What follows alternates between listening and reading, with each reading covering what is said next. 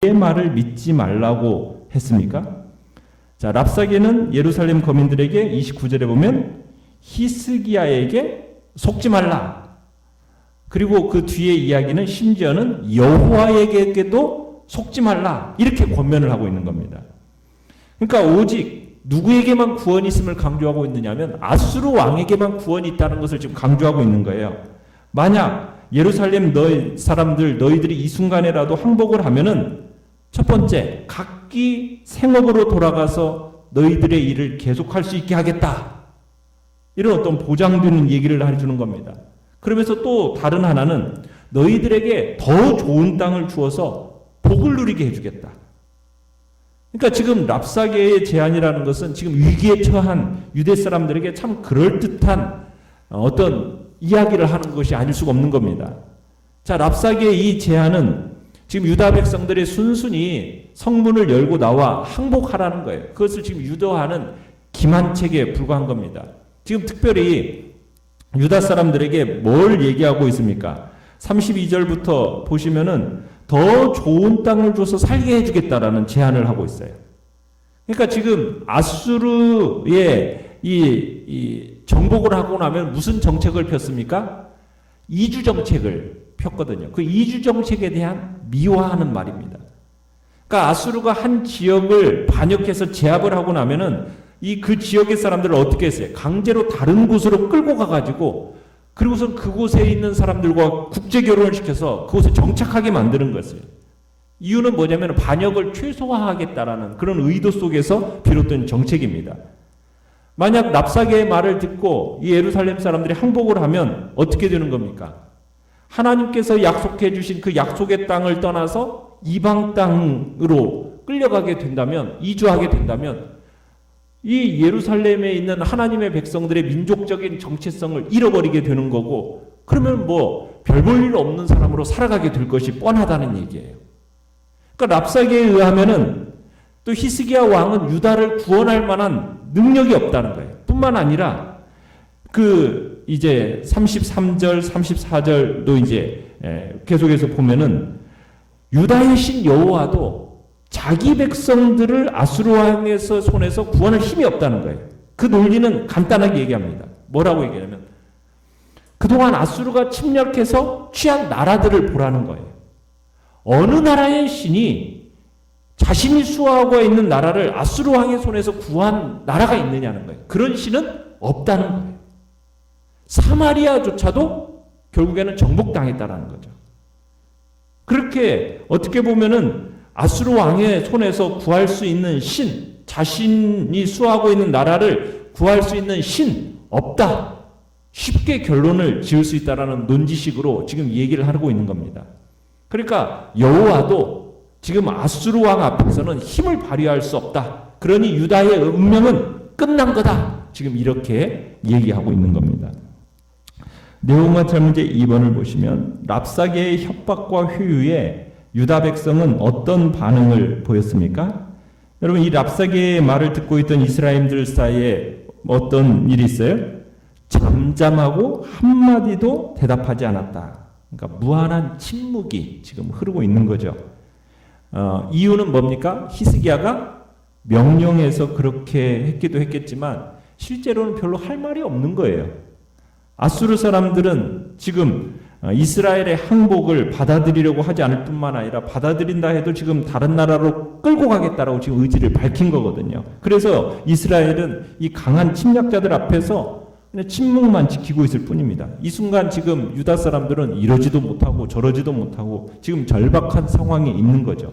이제 남아있는 선택지라고는 오직 여호와 하나님의 은총만 기대할 뿐입니다. 그것만이 유일한 선택지로 남은 거예요.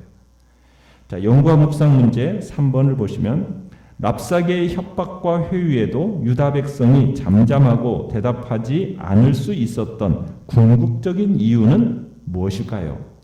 자, 유다 백성들이 지금 히스기야의 명령에 따라서 침묵을 하긴 했지만 궁극적으로는 하나님이 도울 것이라는 믿음이 있었기 때문입니다.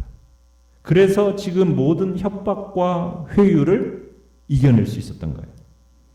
어떻게 보면 랍사게의 제안이요, 아주 그럴듯해요. 듣기에는 그럴듯해요.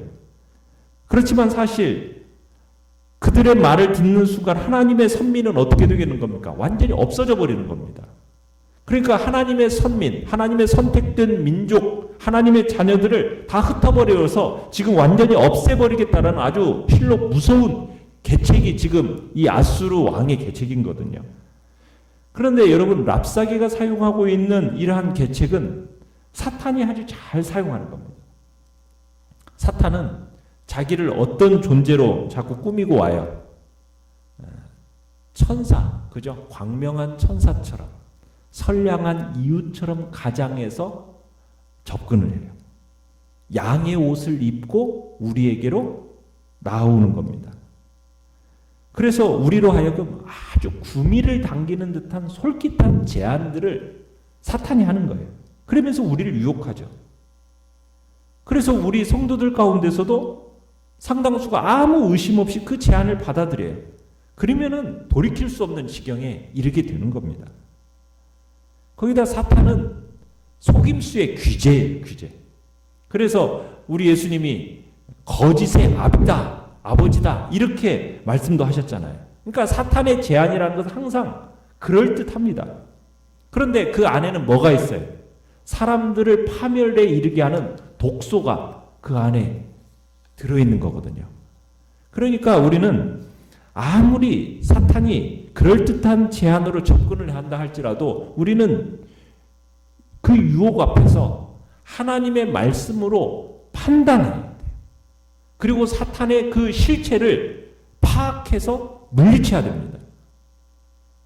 사탄은 우리가 딱 어려움에 처하면요, 그것을 쉽게 극복할 수 있는 방법을 제시해줘요. 그러면서 우리에게 유혹의 손길을 뻗치는 경우가 많거든요. 사람은 누구나 어려움에 처하면은 뭐라도 잡고 싶은 심정입니까? 그러죠. 지푸라기도 잡고 싶은 심정이 우리 인간이에요. 그러면은 사탄이 그럴 때 어떻게 하겠어요? 그럴듯한 제안으로 다가오는 거예요. 그러면은 사탄의 유혹에 얼마나 넘어가기가 쉽습니까?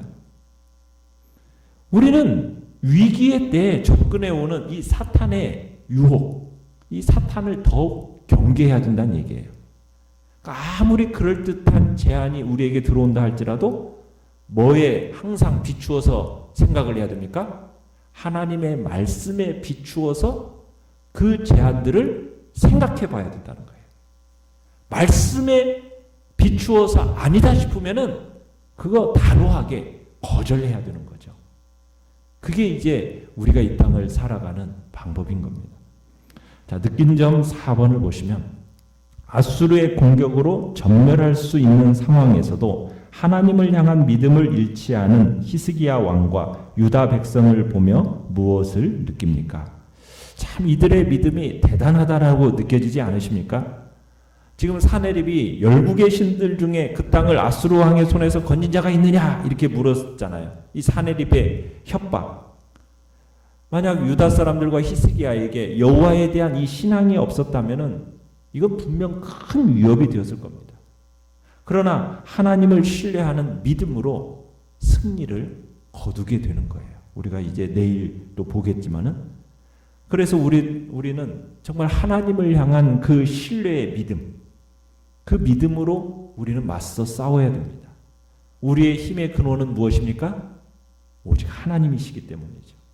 그러니까 우리는 그분을 의지하고 나아갈 때 아무도 우리를 막지 못한다라는 거 우리는 기억하고, 오늘 우리의 삶에 정말 어떻게 보면은 이런 놀라운 이전과 같은 역사들이 안 일어나는 이유 중에 하나는 뭐라고 얘기할 수 있겠습니까?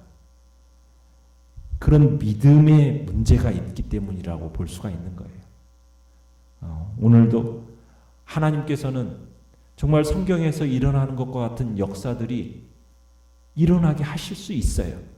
그런데 우리가 믿음으로 화합하지 못하기 때문에 그런 역사들을 경험할 수가 없다라는 거예요. 오늘 우리는 정말 힘의 근원이 되시고 모든 우리의 문제들을 맡아서 해결해 주시면서 또 모든 이적과 기적의 역사들을 일으키실 수 있는 여호와 하나님, 그 하나님을 온전히 신뢰함으로 참으로 하나님이 주시는 그 놀라운 승리의 역사들을 경험하며 나아가시길 바랍니다. 자, 결단과 적용 5번을 보시면 어떤 어려운 상황 속에서도 나를 향한 하나님의 선하신 뜻과 계획을 신뢰합니까? 혹시 나는 랍사게처럼 현실적인 말로 남의 믿음을 흔드는 사람이 아닌지 돌아봅시다. 좀 어떤 상황 속에서도 하나님의 선하심, 그분의 인자하심을 붙들고 믿음으로 승리하는 자리에 있길 바랍니다. 자, 오늘의 기도 같이 읽겠습니다. 시작. 현실적인 압박이나 회유에 넘어가지 않고 하나님만을 끝까지 신뢰하며 믿음으로 승리하게 하소서. 아멘. 말씀을 생각하면서 기도하시고요. 연약한 우리의 지체들을 위해서 기도해 주시기 바랍니다. 하나님의 놀라운 사랑과 은총의 역사가 주님의 나라가 또 이곳에 세워질 수 있도록 이 코로나19 바이러스 속히 잠잠해지도록 대면하여 예배드릴